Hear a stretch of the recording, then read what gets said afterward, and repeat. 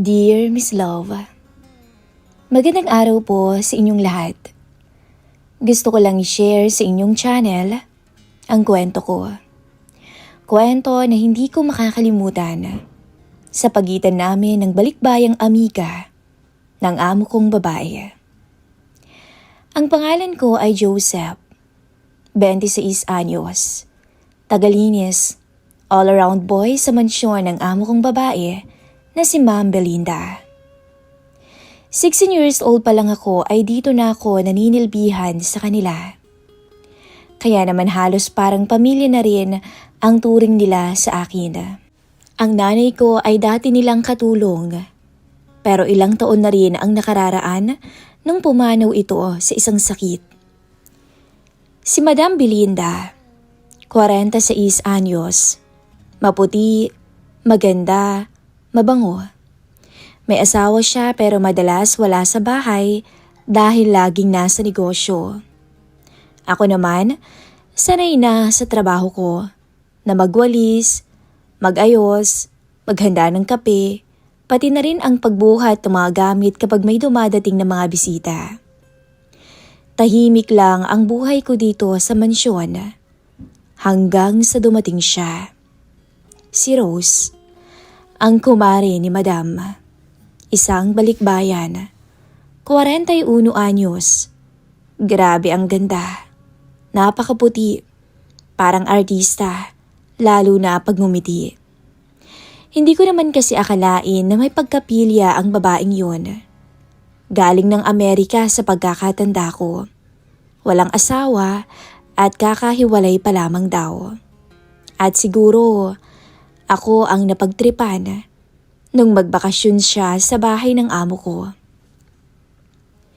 Isang hapon, habang nag-aayos ako ng beranda, biglang may dumating sa gate na isang SUV. Si Madam lang ang lumabas at maya-maya sumigaw to. "Joseph, si kumari ko dumating na, tulungan mo ako sa mga maleta." Pagkakita ko kay Rose, napatingin ako. Hindi lang dahil sa kumikinang niyang kutis, kundi dahil may dala itong kakaibang presensya. Yung tipong pag ngumiti, may init na parang mararamdaman mo kahit hindi ka niya tinatapunan ng pansin. Siyempre ako hanggang tingin lang noon. Kung maganda ang amo ko, Miss Love, mas maganda si Ma'am Rose. Para tong anghel na bumaba sa langit. "Hello, iho," sabi niya habang binababa ko ang maleta niya sa sasakyan. "Good afternoon po, ma'am," sagot ko at bahagyang yumuko. Napansin kong tumingin siya sa akin mula ulo hanggang paa. Tapos ngumiti ng may kakaibang lambing. Malaki nang pinagbago mo, Joseph," sabi niya bigla. Napakunot naman ang noo ko. "Po?" Tumawa ang madam ko. "Abay, naaalala ka niya nung bata ka pa. Noong pumunta siya rito 8 years ago. Payatot ka pa raw noon." Talaga po?" "Hindi mo na ba siya natatandaan?" Tanong pa ni Madam Belinda. Napangiti na lang ako. Normal lang naman ang pambobola ng mga mayayaman minsan. Pero kasi, iba yung titig ni Rose. Yung parang may binabasa sa katauhan mo at hindi mo alam kung dapat ka bang kilabutan o matuwa. Pagpasok nila sa loob ng mansyon, iniwan nila ako habang inaayos ko pa ang mga gamit. At habang inaakyat ko ang maleta sa guest room, bigla kong narinig ang tawanan nila sa sala. Yung masayang kwentuhan ng dalawang taong matagal nang hindi nagkita. Paggalapag ko ng gamit, bumaba naman ako para magtimpla ng juice nila. Paglapit ko sa mesa, sakto namang tumingin sa akin si Rose. "Joseph, ikaw pa rin ba ang nag-aasikaso dito sa bahay?" Tanong niya. "Opo, ma'am, ako pa rin ho." Ang sipag niyang bata, no? Wika ng amo kong si Ma'am Belinda. Sabay hawak pa nito sa balikat ko. Pero si Rose, hindi lang siya ngumiti. Kumindat pa siya sa akin. Hindi ko alam kung biro o kung gusto niya lang akong asarin. Pero may naramdaman akong malamig na kiliti sa batok ko. Kinagabihan, Naghugas ako ng mga baso na habang nagiinuman naman ang magkumare. Tumawag si Madam para magpamassage kaya umakyat siya sa kwarto niya at naiwan sa beranda sandali si Rose na tahimik na nakatingin sa hardin. Joseph? Pakiabutan naman ako ng tubig ko. Tawag niya. Lumapit ako at nilapag ang baso sa mesa. Pero habang nilalagay ko, bigla niyang hinawakan ng kamay ko. Mainit at may diin na parang hindi naman aksidente. Binitawan niya rin agad. Sorry medyo nahilo na siguro ako sa wine. Sabi niya sabay ngiti. Okay lang po, sagot ko naman. Umiling-iling siya, tsaka tumingin sa akin ng diretso. Grabe no, binatang-binata ka na pala talaga. Ang laki na ng pinagbago mo. Napakamot ako ng batok. Salamat po ma'am. Tumingin siya ulit sa akin. May girlfriend ka? Wala ho, busy ho dito sa mansyon. Ganon? Napangisi siya. Ang pogi mo pa naman. Doon ako napalunok. Hindi ko alam kung paano sasagot, kaya nagbaba na lang ako ng tingin. Ma'am, baka po may kailangan pa kayo. Magliligpit na rin po sana ako Umangat ulit ang kilay niya at yumuko ng kaunti para mapatingin ako sa mukha niya. Relax ka lang, Joseph. Hindi kita kinakain. Anya sabay tawa. Yung tawang parang nangaakit. Kinabukasan, maaga akong nagwalis sa garden. Habang nililipat ko ang mga paso, bigla siyang lumabas. Nakasuot lang ng manipis na robe, maiksi at halatang bagong liko. Napatigil ako dahil ang bango niya at may tubig pa ang buhok niya na tumutulo sa leeg niya. Good morning, Joseph. Sabi niya, sabay taas ng mug. Good morning po, Ma'am Rose. Lumapit siya sa akin. Dahan-dahan ang hakbang na parang sinasadya para matagpuan mo yung amoy niya sa hangin. Tumingin siya sa mga paso. Ang sipag mo talaga, no? Ikaw din bang nag-aasikaso ng garden? Opo, ma'am. Hinawakan niya yung dahon ng halaman, tapos tumingin sa akin. Kung ako talaga si Belinda, hindi rin kita pakakawalan. Masipag at may utak ka. Idagdag pa na gwapo ka. Napangiti ako ng pilit. Salamat po. Yumuko siya palapit sa mukha ko. Joseph? Nanlamig ako. Yes po, ma'am. Sanay ka ba na may tumitingin sa'yo ng ganito? At literal niyang tinitikan ako. Diretso at matalim. Para bang hindi ako makahinga noon. Nagpalinga-linga ako. Ma'am, baka po may makakita. Hindi naman ako gumagawa ng masama Sagot niya. Pero yung tingin naman niya, hindi inosente. Yung tipong alam mong may binabalak pero wala pa sa oras. Bigla siyang tumuwid ng tayo. Okay, sige na. See you later, Joseph. At bago siya pumasok, tumingin pa siya sa likod, ngiting nangaakit. Pagdating ng hapon, nagpamanicure ang amo ko sa labas. Naiwan ako sa loob para mag-ayos ng sala. Pag-akyat ko ng hagdan, biglang bumukas ang pinto ng guest room. Si Ma'am Rose ay nandoon, nakatapis lang ng tuwalya. Nagulat pa ako nung makita ko siya. Ma'am, pasensya na ho. Nagyuko ako ng ulo, pero tumawa lang siya. Joseph, hindi mo kailangang umiwas ng tingin, hindi ka naman na bata. Hindi ako makagalaw. Parang nalaglag lahat ng dugo ko sa may sahig. Pasensya na ho. Lumapit siya. Hindi naman mabilis kundi dahan-dahan lang. Parang sinusukat niya yung bawat reaksyon ko. Nilapit niya ang labi niya sa tenga ko. Bakit ba parang lagi kang takot? Napalunok ako. Hindi po ako takot, ma'am. Umiling siya tapos bumulong. Good. Huwag kang matakot. Kasi ngayong isang linggong nandito ako, malalaman natin kung hanggang saan ka tatagal. Napaatras pa ako, hindi dahil ayaw ko, kundi dahil alam kong mali, Mali na kinikilabutan ako at mali kung ano man tong nararamdaman ko. Kung kababa o init. Lumingon siya bago pumasok sa kwarto. Joseph, huwag ka masyadong mabait. Baka matukso ako at patulan kita. Anya. At doon nagsimula ang linggong hindi ko inaasahan. Isang linggo kung saan unti-unti akong hinihila ng babaeng hindi ko dapat tinitingnan. At ang mas malala, bago matapos ang isang linggo, may mangyayari sa amin ng kumari ng amo ko. Simula nung araw na nagbiro si Ma'am Rose, na matutokso siya, hindi na ako mapakali nun.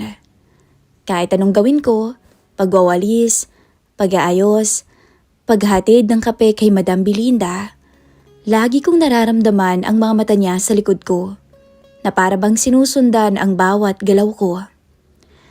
At hindi ako nag-iisip ng kung ano-ano. Totoo talaga. Kahit anong oras dumaan ako sa hallway, may chance na sasalubong siya. Minsan galing sa banyo, minsan bagong gising, minsan nakadamit pambahay na sobrang nipis. At bawat beses na magtatama ang mga mata namin, lagi siyang may pagngiti na may ibig sabihin. Noong ikatlong araw ng bakasyon niya, mas lalo siyang naging mapang-asara. Habang nasa kusina ako, naghihiwa ng prutas para sa merienda. Bigla siyang sumulpot sa likod ko. Tahimik lang siya pero amoy ko agad yung bango niya. Halimuyak ng lotion niya na halos araw-araw kong naaamoy. Wow, Joseph, ang sipag-sipag mo talaga. Sabi niya na halos dumidikit na ang labi sa batok ko. Napatigil ako. Hindi naman ho. Madalas ko rin naman ho kasi itong gawin, ma'am. Pero imbis na umalis, pumuesto siya sa tabi ko at tumulong mag-ayos ng prutas. Tumingin siya sa akin ng nakangiti. Pwede ko bang hawakan ng kutsilyo? Tanong niya. Opo ma'am pero ako na po sanang Hinawakan niya yung kamay ko bigla. Hindi yung kutsilyo yung kinuha niya, kundi yung mismong kamay ko. Habang hawak ko naman yung kutsilyong panghiwa. Ramdam ko ang mainit niyang kamay. Napatingin ako sa kanya. Nakangiti siya. Hindi ngiti ng inosente. Ngiti ng babaeng alam ang epekto niya sa lalaki. Ayos lang, Joseph. Hindi naman kita masyadong ginugulo, hindi ba? Medyo ho. Sagot ko nang hindi sinasadya. Natawa siya. Mahina pero parang may pagkalandi ang tawa. Medyo pala. Binitawan niya ang kamay ko. Pero nanatili siya sa tabi ko. Amoy na amoy ko talaga yung bango niya. Yung tipong kahit pumikit ako, alam kong siya yun. Pagkatapos ng merienda, tumawag si Madam Belinda at nag-request ng masahe mula kay Rose. Magaling daw kasing mag-massage ang kumari niya. Umalis sila papunta sa kwarto at ako naman ay bumalik sa trabaho. Pero bago sila umakyat, tumingin sa akin si Ma'am Rose at kinindatan ako. Hindi ko na talaga alam kung ano bang iniisip ng babaeng yon. Pagsapit ng hapon, nagpag-grocery si Madam. Habang nagbababa ko sa mga kahon, tulad ng inaasahan, dumating si Ma'am Rose. Nakatayo sa pintuan habang nakapulupot ang buhok niya sa tuwalya. Joseph, ikaw pa rin ang magbubuhat? Opo, ma'am. Lumapit siya at sinapo ng dalawang kamay ang pisngi ko. Grabe. Hangang-hanga na talaga ako sa iyong bata ka. Kung ako may ganyang kasama, baka araw-araw kitang pinapasalamatan. Sabi niya. Para akong natuklaw. Ma'am? Hindi niya binibitaw ng pisngi ko. Baka ho makita tayo ni Madam. Uy, ano naman? Wala naman akong ginagawa, hindi ba? Sabi niya. Pero yung mga mata niya, tila may apoy. Binitawan niya rin ang pisngi ko. Pero tiningnan niya muna ako mula ulo hanggang paa. Bago siya tumalikod at pumasok papalayo. Kinagabihan, habang inaayos ko ang mesa sa beranda, nag-inuman ulit ang magkumare. Mga 10 minuto bago matapos ang inuman nila, Biglang tumayo si Ma'am Rose. Joseph, samahan mo naman ako saglit sa loob. Kukuha lang ako ng shawl. Sabi niya. Ha? Opo ma'am. Pagkapasok namin sa loob, siya ang nanguna sa hallway. Ako naman ay tumatagal lang ng ilang hakbang sa likod niya. Pero bigla siyang huminto maya-maya.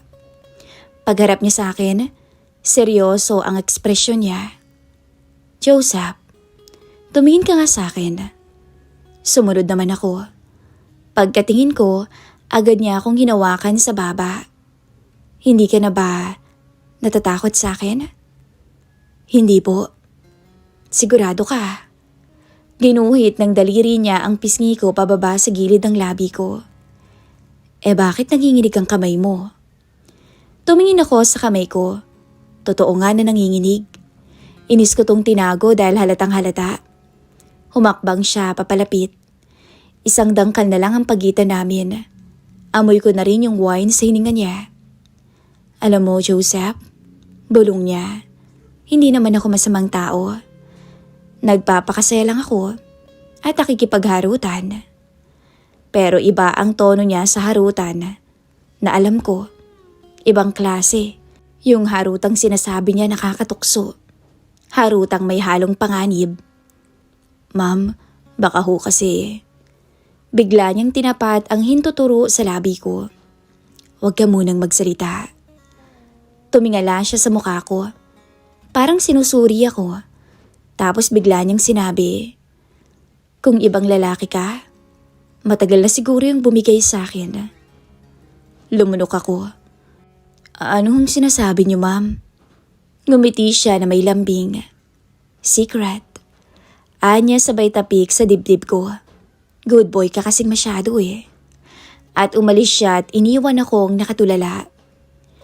3 araw bago matapos ang 1 linggo niyang bakasyon, mas lalong bumigat ang tensyon. Habang nagdidilig ako ng halaman, lumapit siya. Nakasuot siya ng maikling short at sando. Joseph, sabi niya habang nakatayo sa tapat ko. May tatanong ako.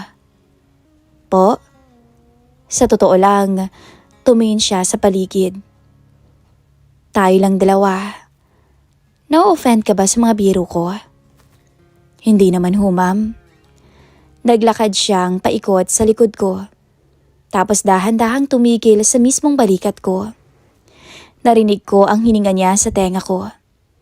Na-excite ka ba? Bulong niya. Parang may kuryente na kumalabit sa akin. Hindi ako makasagot.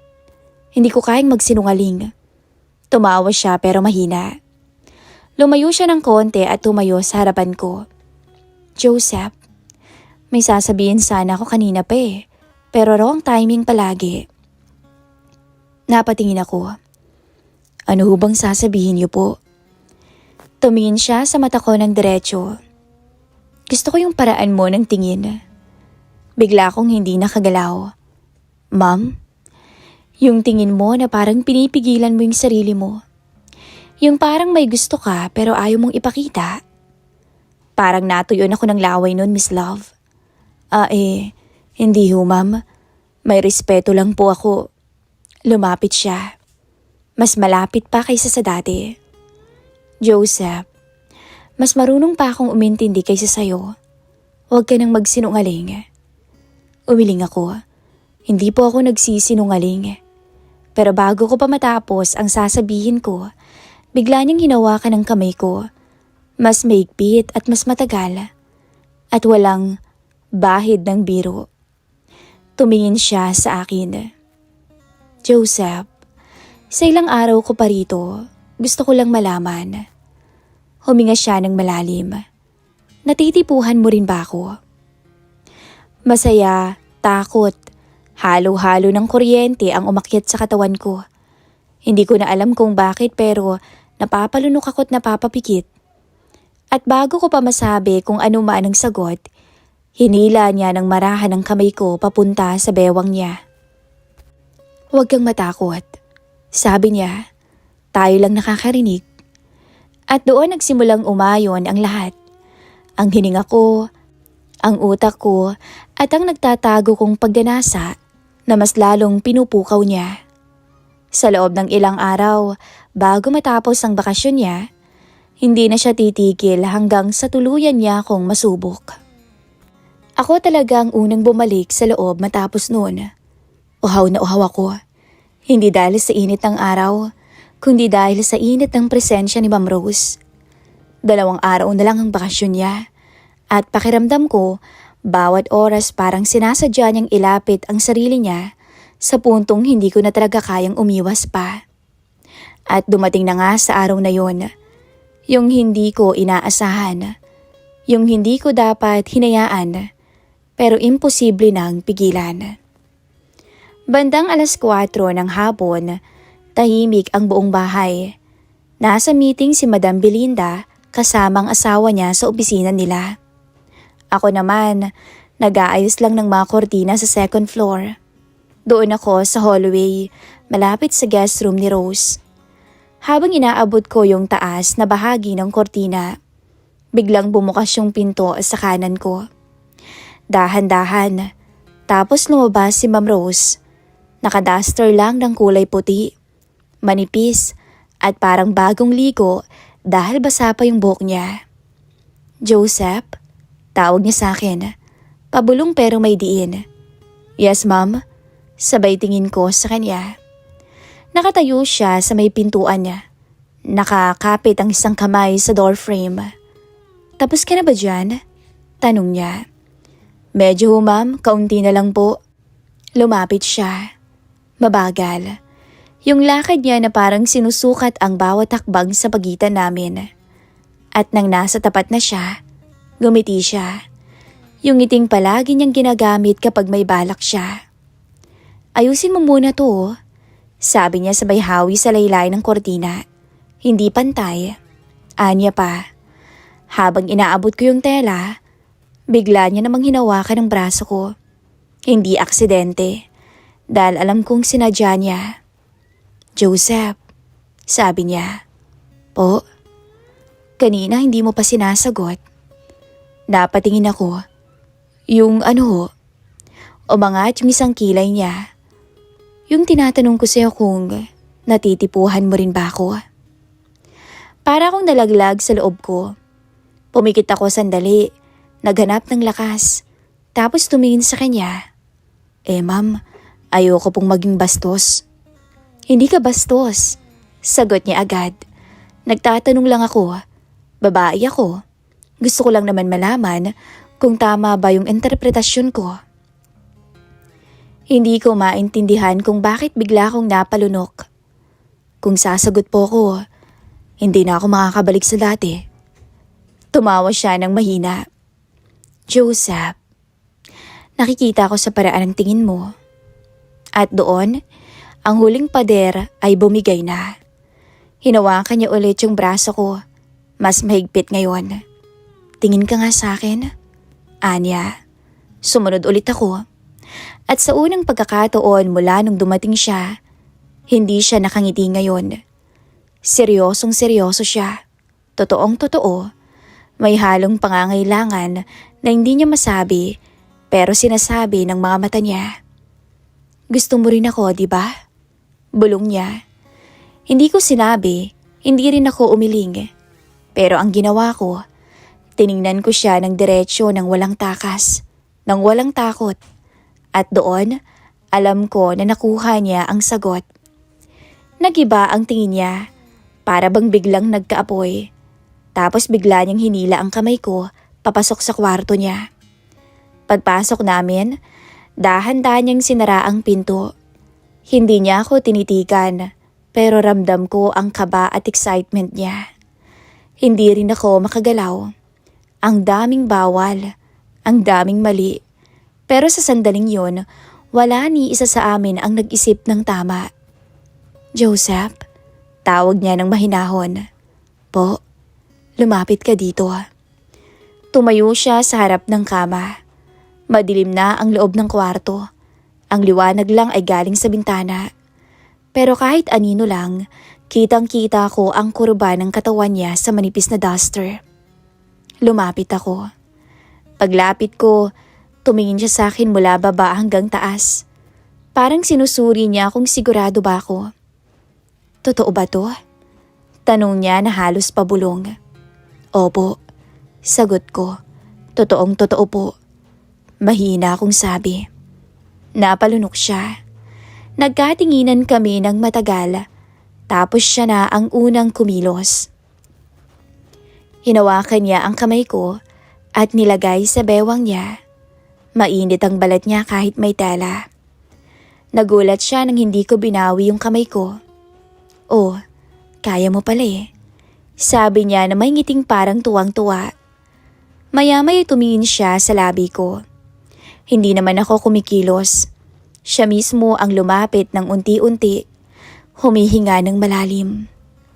Joseph? Yes po, ma'am. Tawagin mo akong Rose.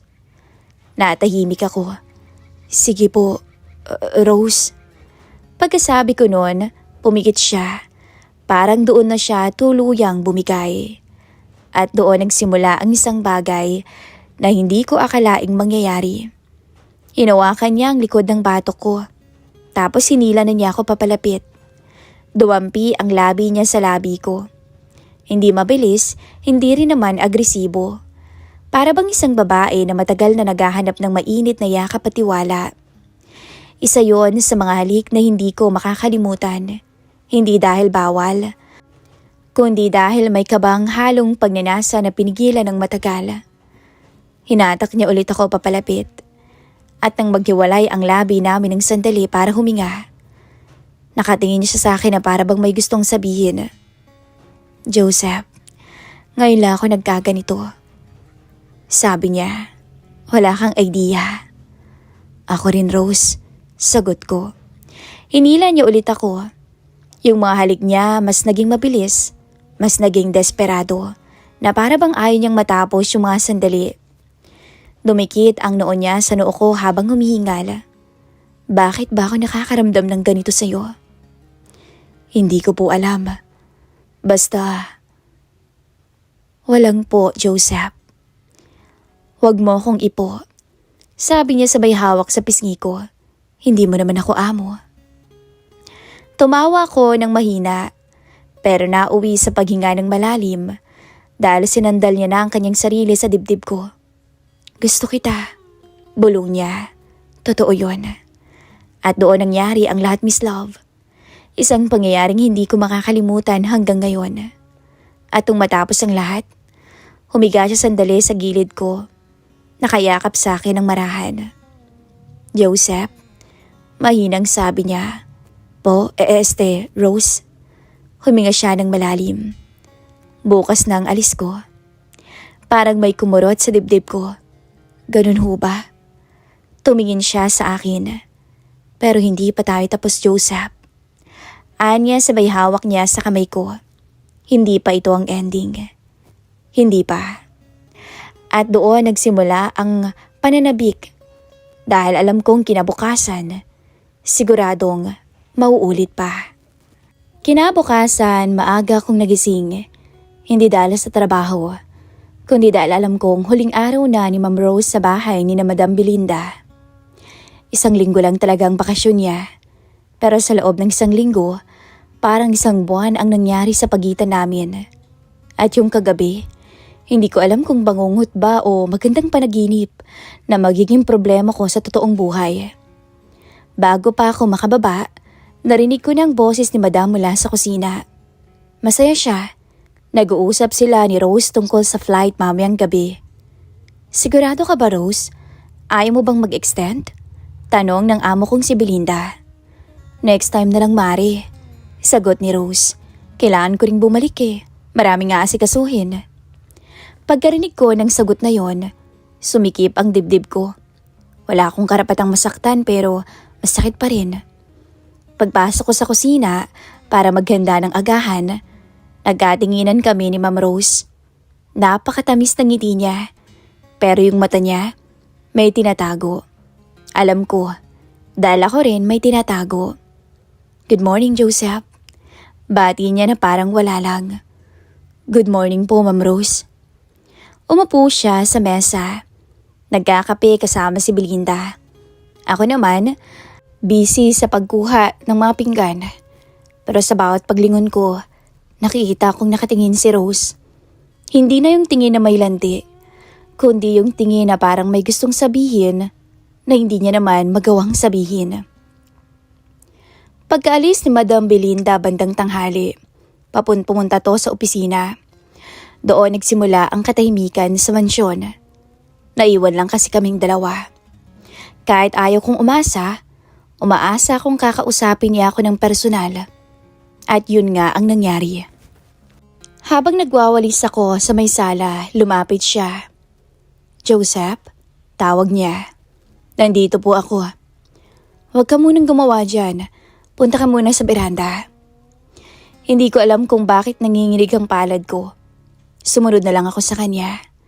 Sa beranda, umupo siya sa may sofa. Ako naman nakatayo lang. "Halika muna dito." Pagtingin ko sa kanya, hindi siya nakangiti. Seryoso siya. Malungkot. "Hindi kita tinatawag para magpaalam lang." Sabi niya. Kailangan ko lang sabihin ang totoo. Umupo ako sa tabi niya, pero hindi naman masyadong malapit. "Ano po yun? Ano yun, Rose?" Hinawakan niya ng marahan ng kamay ko. "Pasensya ka ng kagabi." Napahinga ako ng malalim. "Ayos lang po. Pero, hindi ako nagsisi." Dagdag niya. Nagkatinginan kami at wala akong masabi. "Pero Joseph, kahit gustuhin natin, hindi pa po pwede." "Alam ko naman ho." Yun ang sinabi ko, pero bakit parang may kurot sa puso ko? Nagpatuloy siya. "Hindi ko pwedeng guluhin ang buhay mo. Bata ka pa." Tama lahat ng sinasabi niya. Pero bakit ang sakit pakinggan? "Rose," mahina akong sabi. Wala naman po akong hinihingi." "Alam ko." Sagot niya agad. "Ikaw pa. Kaya nga mas lalo akong tinamaan eh." Hindi ko alam kung anong isasagot. Hanggang bigla siyang tumabi ng mas malapit. Pero bago ako umalis, Joseph, napatigil ako. Tumingin siya sa labi ko. Tapos sa mata. "Pwede pa ba? Isang beses na lang. Huling beses. Remembrance mo na lang sa akin." Hindi ko alam kung paano kami napunta sa loob ng guest room niya. Hindi namin pinag-usapan, hindi naman namin plinlano. Pero nang tumayo siya at hinawakan ng kamay ko, nagpatianod na lamang ako. Parang wala kaming ibang lugar na pwedeng puntahan kundi doon. Pagkapasok namin, sinara ko ang pinto. Dahan-dahan. Tapos humarap siya. "Joseph?" Sabi niya. "Po." "Huwag mo akong tingnan na parang mawawala ko ha." Mawawala nga ho kayo." Sagot ko na lang nang hindi sinasadya. Napangiti lang siya pero alam kong malungkot siya. Hinawakan niyang mukha ko gamit ang dalawang kamay niya. "Tandaan mo to." Bulong niya. Tapos hinalikan niya ako. Hindi katulad ng kagabi na puno ng sigalot at kaba. Ito'y mabagal at marahan. Parang may sinusulat sa puso namin. Parang paalam na hindi masakit pero hindi rin masarap. Hinawakan ko ang balikat niya. Tapos bumaba sa bewang niya. "Joseph." Bulong niya habang nakasandig ang noo niya sa akin. "Pasensya ka na kung kinakailangan ko agad umalis." "Natural lang po yun." Sagot ko. "May buhay kayo doon eh." Hinawakan niya ako. Parang dinaramdam o dinadamdam ang tibok ng puso ko. Kung ibang panahon siguro, ibang sitwasyon. Hindi ko alam. Umikot ang kamay niya sa likod ko na para bang ayaw niyang matapos ang yakap namin. Hindi man niya kailangang sabihin pero ramdam ko na baka ito na nga talaga ang huli. At nung kumalas kami sa isa't isa, tumingin siya ulit sa akin. "Salamat, Joseph. Hindi kita makakalimutan. Hindi ko makakalimutan ang lahat. Kung pwede po sanang mas matagal pa, kahit isang araw." Ngumiti siya. Totoong may luha sa gilid ng mata niya. "Pero baka mas lalo lang tayong mahirapan."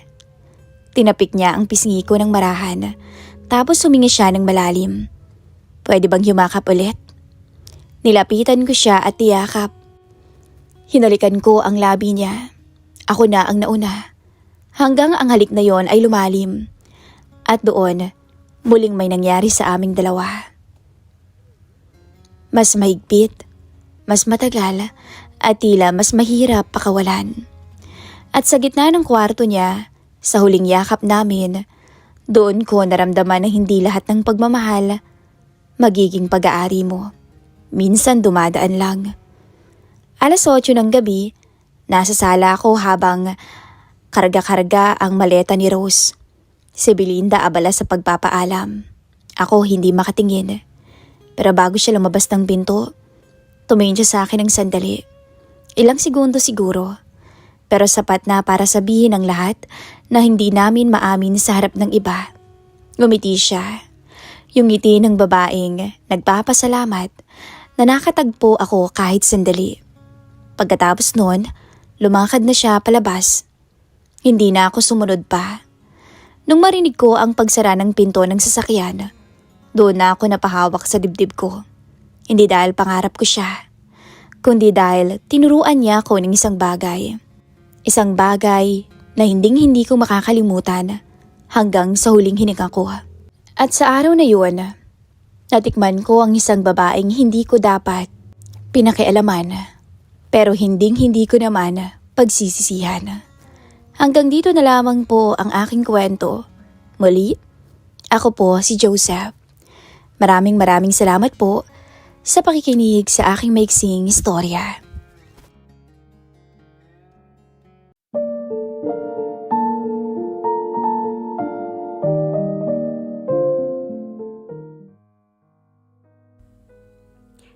Magandang araw. Itago na lang natin sa pangalang Bruno ang ating bida sa istoryang to. 18 anyos at kasalukuyang nag-aaral pa lang ng high school dahil sa patigil-tigil ito sa pag-aaral, kaya siya nahuli. Matangkad ito sa kanyang edad na namanan niya sa kanyang ama. Moreno rin ang kutis nito at may mga katangian siyang alam niyang kaya niyang ipagmayabang sa mga kababaihan, lalo na sa magiging kasintahan niya sa takdang panahon. Panganay si Bruno sa 3 magkakapatid. Siya ang inaasahang makakatulong na mag-ahon sa pamilya dahil hirap na rin ang kanyang mamagulang. At dahil hindi naman na siya nag-aral nung una, ay napagdesisyonan nilang ipasok na lang muna bilang boy si Bruno sa pamilya Silverio. Isang mayamang pamilya sa kanilang lugar. Isang araw, dinala siya ng kanyang tatay upang manuluyan na nga bilang houseboy sa isang mayamang mag-asawa sa kabilang bayan. Kakilala ito ng kanyang ama dahil nagtrabaho na rin ito dito noong mga panahong binata pa ang matanda. Nang makarating sila sa gate ng malaking bahay, ay agad na pinaalalahanan siya ng tatay niya na magpapakabait at igalang ang mag-asawa dahil mababait ang mga ito. "Tao po," tawag ng kanyang ama. Agad na lumabas ang isang matandang lalaking nasa tansya niya'y nasa 60 na. Pero kahit na puti na ang buhok ng matanda, ay makikita pa rin dito ang kagapuhan noong panahong bata pa ito. Malinis ding tingnan ang matanda at talaga namang kagalang-galang. "Oh, si Teban pala," sabi ng sumalubong na lalaki. Siya si Mr. Ben Silverio, ang may-ari ng bahay at isang ahente ng insurance na nag-oopisina sa kabisera ng probinsya. "Tuloy kayo," sabi nito. "Magandang hapon po, sir. Ito nga ho pala yung anak kong si Bruno. Masipag at mabait po yan," pakilala ni Mang Teban. "Basta't ikaw, Teban, naniniwala ako." "Saglit lang at tatawagin ko si Celia," sabi ni Mr. Silverio. Maya-maya ay bumalik si Mr. Silverio kasama si Celia, ang kanyang misis. Nagulat si Bruno pagkakita sa misis ng matanda. Maganda, maputi, at talaga namang sexy si Mrs. Silverio. Mukhang malayo ang agwat ng mag-asawa. Si Mr. Silverio ay nasa early 60s at si Mrs. Silverio ay nasa mid-30s pa lamang. Nalaman din niya sa kanyang ama na nagpakasal si Mrs. Celia dito para sa financial security dahil galing din ito sa mahirap na pamilya. Ginamit ang ganda at utak upang makaahon sa hirap. Si Mr. Silverio pala ay may una ng asawa na namatay sa sakit. Sa paglipas ng panahon ay umibig ulit si Mr. Silverio at yun nga si Mrs. Celia. Meron na silang isang anak na babae na nasa elementarya pa lamang ngayon. Ipinakilala ni Mr. Ben Silverio sila Bruno sa asawa. Nakipag-shake hands ang magandang misis sa matanda at kay Bruno. Mabuti naman ho nang may makakasama ako pag nasa trabaho tong si Ben. Nakangiting sabi ni Celia. Makakaasa po kayo madam na mabait at masipag ang aking anak. Kung kayo'y magkakaproblema sa kanya sabihin niyo lamang sa akin. Wika ng matanda. Paano po? Iwan ko na si Bruno sa inyo. Paalam ni Mang Teban. Ikaw naman Bruno, huwag mong bibigyan ng sakit ng ulo si Mr. Silverio. At pag-igihan mo ang trabaho ha? Pahabol na payo ni Mang Teban sa anak. Opo tay, sagot naman ni Bruno. Wala po silang magiging problema sa akin. Pahabol pa ng binata. Maraming salamat Teban. Pwede mo siyang dalawin anumang oras. Sabi pa ni Mr. Silverio. At tuluyan ng umalis ang matanda sa harap ng mag-asawa. Hindi ka ba nag-aaral Bruno? Tanong ni Mr. Silverio nang tuluyan na silang nagtungo sa loob ng bahay. Tumigil na po ako sir dahil wala naman pong perang pampaaral sa akin. Sagot ni Bruno. O siya, pag-aaralin ka naming mag-asawa kahit pagkatapos ng eskwela ka nalang magtrabaho. Ani nito. Naku maraming salamat po. Tuwang-tuwang sagot ni Bruno. Sa wakas ay makakapagpatuloy na siya sa kanyang pag-aaral. Nagumpisa ng manilbihan si Bruno. Nag-aaral sa araw at nagtatrabaho bilang houseboy pag uwi niya galing eskwela. Mabait ang mag-asawa sa kanya. Itinuturing siya bilang isang kapamilya. Bilang manager ng insurance company sa kabisera, ang araw ng trabaho ni Mr. Silverio ay Lunes hanggang Sabado. Umaalis siya ng alas 7 ng umaga at dumarating din ng ganung oras sa gabi. Linggo lang ang araw na nakapirmi siya sa bahay. Isang tanghali. Maagang pinauwi sila Bruno mula sa paaralan. Pagkarating sa bahay, ay napunan niyang tila walang tao sa loob. Ngunit may napapansin siyang kaluskos at mga boses sa taas.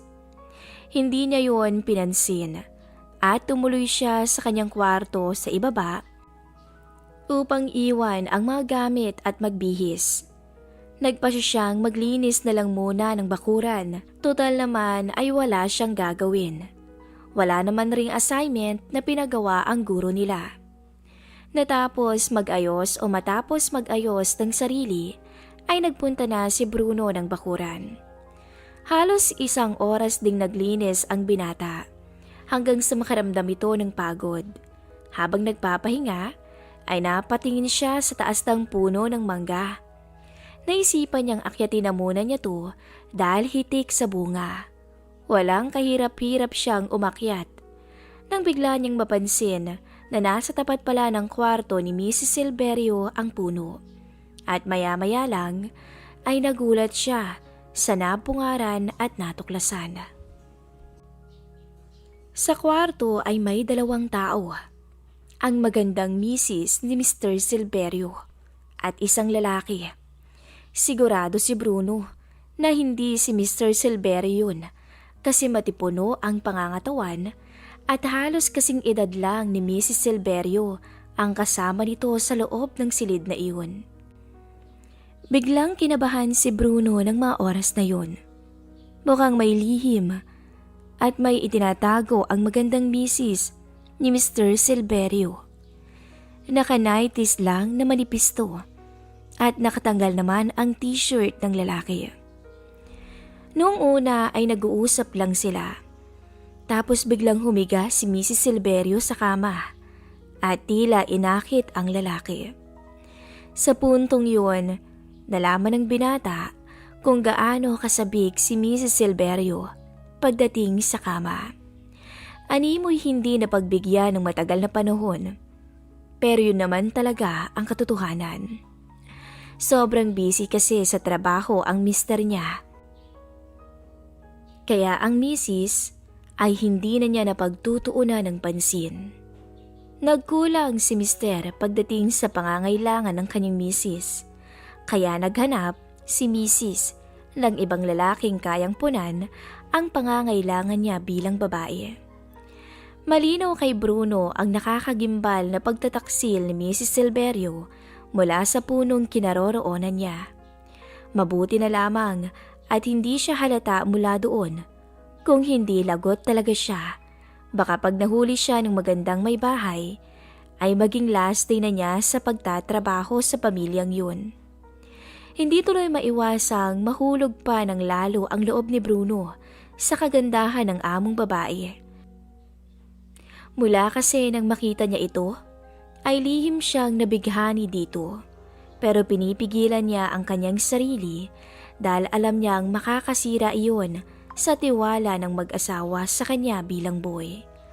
Oo, unang kita pa lang ng binata sa magandang ginang ay na-attract na siya dito. Lalo na ngayon na aninag niya ang lahat sa magandang misis na ngayon ay kasalukuyang nagkalat ang mga suot sa sahig. Maya-maya'y dali-dali nang bumaba si Bruno at tumuloy sa kanyang kwarto para pakalmahin ang sarili. Pagkaraan ng ilang minuto ay naramdaman niyang bumukas ang main door. Umalis na ang lalaki. Hindi maalis sa isipan ni Bruno ang nasaksihan niya kanina. May tinatago rin palang kapilyuhan ang maganda at kagalang-galang na misis ni Mr. Silverio. At dahil bago lamang kay Bruno ang makasaksi ng ganoong eksena sa buhay niya, ay talagang naapektuhan ang kanyang pagkatao at isipan ng mga oras na iyon. Mula sa araw na iyon, nag-iba ang pagtingin ni Bruno kay Mrs. Silverio. Lagi siyang hindi mapakali at labis ang tibok ng puso kapag nakikita niya ito at makaharap man lamang. Lagi namang nakasuot ng maninipis at maikling damit si Mr. o Mrs. Silverio na animoy nananadya. Napag-aralan ni Bruno ang schedule ng pagkikita nila Mrs. Silverio at ang kalaguyo nito.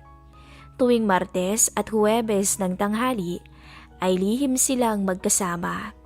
Kaya sinisiguro ni Bruno na nandun siya sa dating pwesto niya oras na dumating ang kabit ng babae. Isang araw, habang nasa taas ng puno si Bruno at naghihintay, napansin niyang nagtatalo ang dalawang magkalaguyo. Pagkaraan lamang ng ilang sandali, ay umalis agad yung lalaki at naiwan si Mrs. Silverio na bisit na bisit. Simula noon ay di na muling bumalik pa ang lalaki sa bahay. Natapos rin ang mahigit 1 buwan na relasyon nilang dalawa.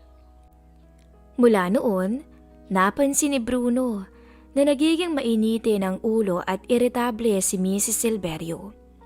Hindi na kasi sila nagkikita ng dating kalaguyo.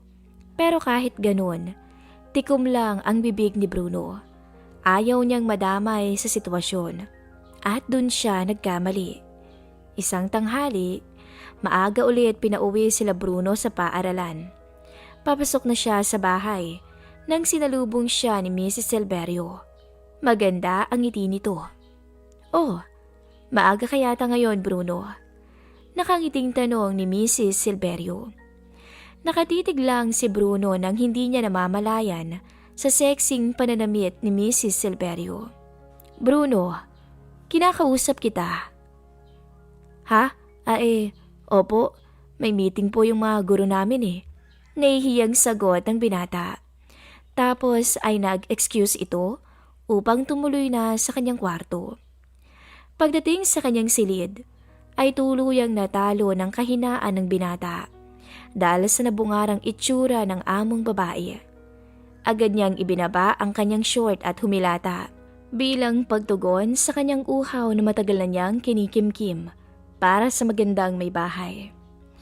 Maya-maya lang, nagulat bigla si Bruno nang bumukas ang pinto. Si Mrs. Silverio pala. Nagulat din to at napatin kay Bruno at nabaling kaagad ang atensyon nito sa nakabukas na binti ng binata.